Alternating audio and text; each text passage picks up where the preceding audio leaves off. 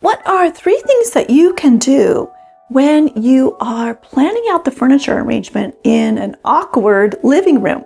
Hi everyone, it's Carol from Discover Interior Design, and I'm so glad you're here.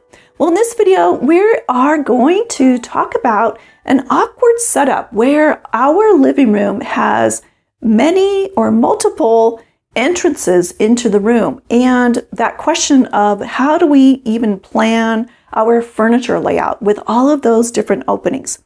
Well, I have 3 things that you can do to make that easier. So let's get started. One thing that I recommend for you to do, especially if you have one of these rooms where you have multiple entrances into the room and it's kind of difficult to plan things out, is to plan it out first on a piece of paper, on a piece of grid paper, or using an online design planning room tool. So that'll just kind of help you take the time to plan it out. And one of the first things that we want to set aside in this type of room is we want to set aside those pathways, those empty areas that we need for movement.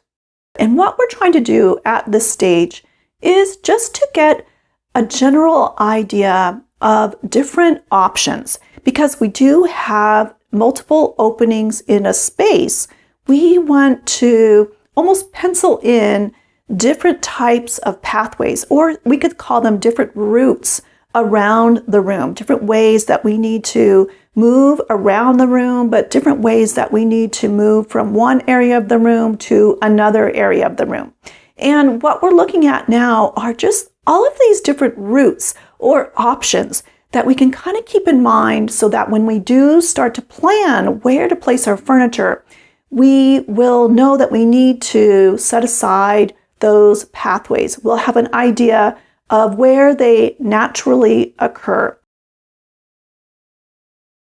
And so just take some time to assess your space, and even if you are in that space, move around, see how that feels. Start at one entrance and walk over to the other entrance. What is the most direct way to do that? And then think about furniture. If you were going to place a sofa in the room, then how would that route from one entrance to another entrance change, and how does that feel?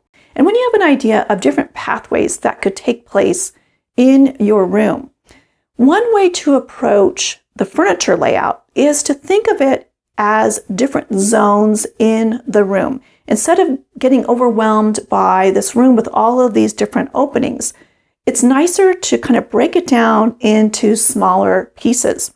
So, for example, one zone that we'll want to set up first is what we could call the conversation area. So we could think of this as a sofa or sectional. And think of what area or zone in your room would make sense or will have room for a sofa or sectional. Is that up against a wall or out in the room or up against a different wall? There may be different options. And when you're thinking about the location of your sofa or sectional, the conversation area, think of the view. Think of when you're sitting on that piece of furniture, what you want to be looking at, if it's a fireplace, if it's the view outside, or if it's a TV. And then when you have that in mind, that will help you narrow down the choices of where you can place that sofa or sectional. And we want to place our sofa or sectional first because this is the focal area of our room, or it's a really important part of the focal area. If you have your fireplace as the main focal area, well, maybe your sofa faces the fireplace, and so it becomes a part of that focal area. But also that our sofa and sectional most likely are the largest pieces of furniture that we'll have in that space. So it's helpful if we can set those up first. And as an interior design tip, if you really want to define that conversation area rugs are a really great way of doing that. Then take a look at your room. What other zones do you have left over? Is there only just one area left over? Maybe that's where you have room for a chair, or for a console table. Or maybe you have 2 areas left over. It just depends on what else you have to place in the room. And when you are thinking of what will fit in those different zones, just keep in mind the pathways and making sure that you still have these nice open areas to move around the room easily.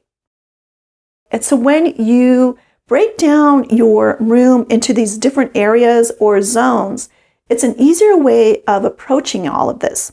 And one thing that's tying all of it together are those pathways. They help to guide us through the room and help to link and connect all of these different areas. And when you are placing your furniture and any other items in your room, we really do want to make sure that they aren't blocking pathways. So when you want to place, for instance, a console table in a pathway, make sure there's plenty of room to be able to do that. Or maybe for just a short instance, it's a little bit narrower there as you pass by that console table. But just double check that there's plenty of space to put that console table and plenty of space still for a pathway. And then when you are placing furniture around the room, one thing that is important to think about as well is when you have a piece of furniture right next to a doorway, make sure that that piece of furniture isn't right up against the trim, right up against the opening, that it's actually set back on the wall a little bit. I would say at least 6 inches away from the doorway.